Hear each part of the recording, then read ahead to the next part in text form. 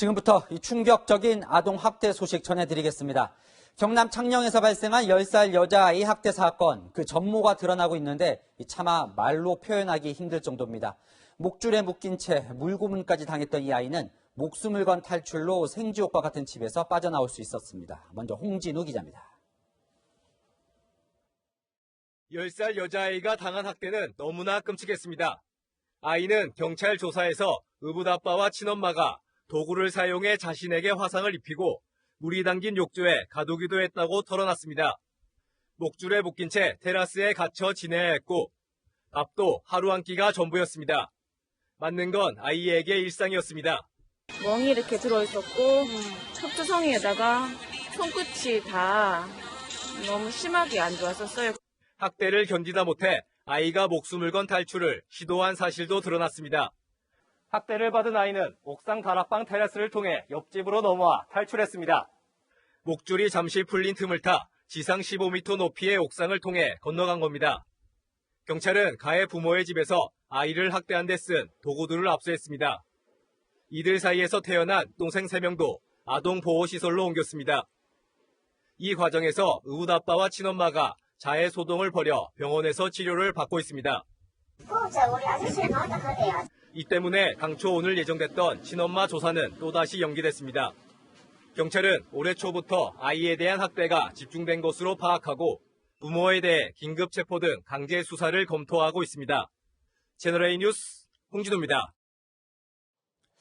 이 아이는 현재 병원에서 입원 치료 중인데요. 퇴원 후에도 집으로는 돌아가고 싶지 않다고 말했습니다. 대신 2년 동안 자신을 돌봐준 위탁가정에 가고 싶다고 했습니다. 이 남보다 못한 부모들인 거죠. 김단비 기자입니다. 발견 당시 양쪽 눈을 포함해 온몸 곳곳이 멍투성이었던 아이. 손과 발에는 화상투성이었습니다. 아이는 병원에서 치료를 받으며 아동보호기관의 보살핌을 받고 있습니다. 다행히 회복이 빨라 이번 주 안으로 퇴원할 수 있을 것으로 보입니다. 아이는 집에는 돌아가고 싶지 않다는 뜻을 분명히 했습니다. 고문과도 같은 엽기적인 학대를 한 부모는 물론 동생들도 더 이상 만나기 싫다고 했습니다. 동생들하고 같이 지내고 싶어하는 게 있지 않다는 원래는 같이 지내게끔 하려고 했었는데 그런 의견이 있어서 분리되어서 이제 그거를 하려고. 아이가 가고 싶은 곳은 따로 있었습니다.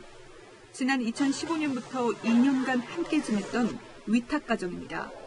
당시 친엄마가 경제적 어려움을 이유로 아동보호기관을 통해 맡겼는데 아이는 큰엄마 집이라 부르며 이 기간 너무나 좋았다고 말하는 것으로 전해졌습니다.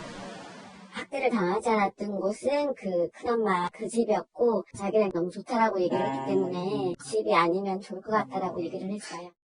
이 위탁가정은 아이를 다시 보호하겠다는 의사를 밝힌 것으로 알려졌습니다.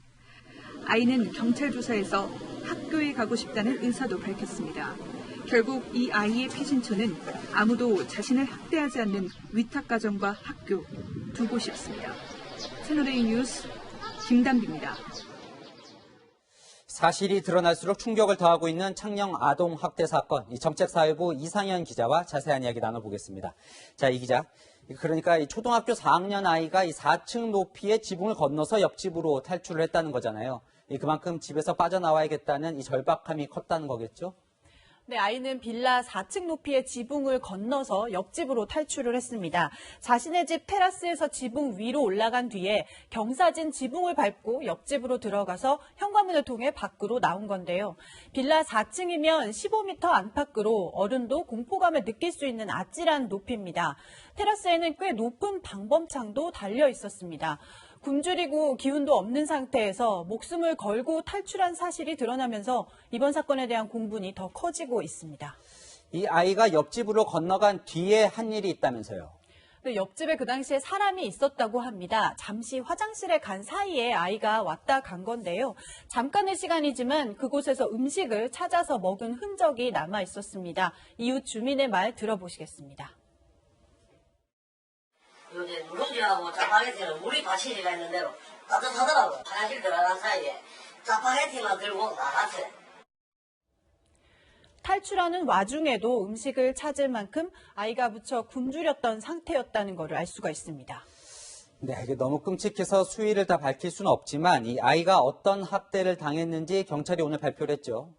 네, 아이는 우선 목줄로 묶인 채 생활을 했고요. 집안일을 하거나 밥을 먹고 화장실을 갈 때에만 목줄을 풀 수가 있었다고 합니다.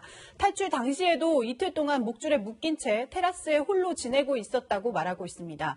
또 부모가 도구를 사용해서 손과 발바닥 등에 화상을 입힌 거는 물론이고 물고문에 가까운 학대도 있었다고 진술했습니다.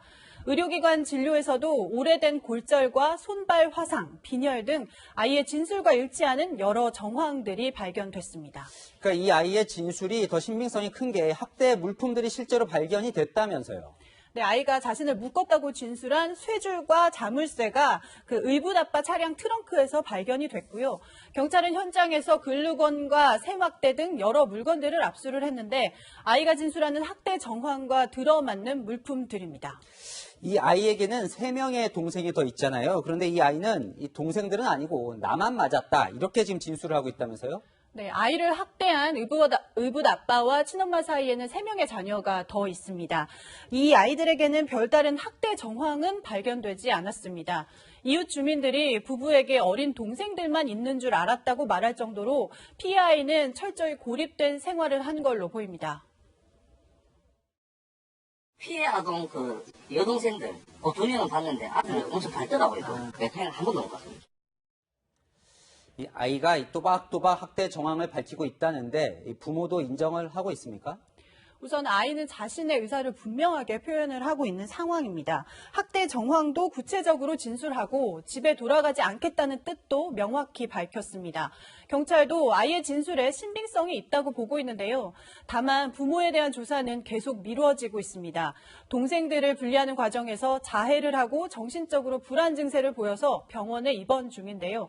경찰은 부모가 퇴원을 하는 대로 본격 수사에 나설 방침입니다.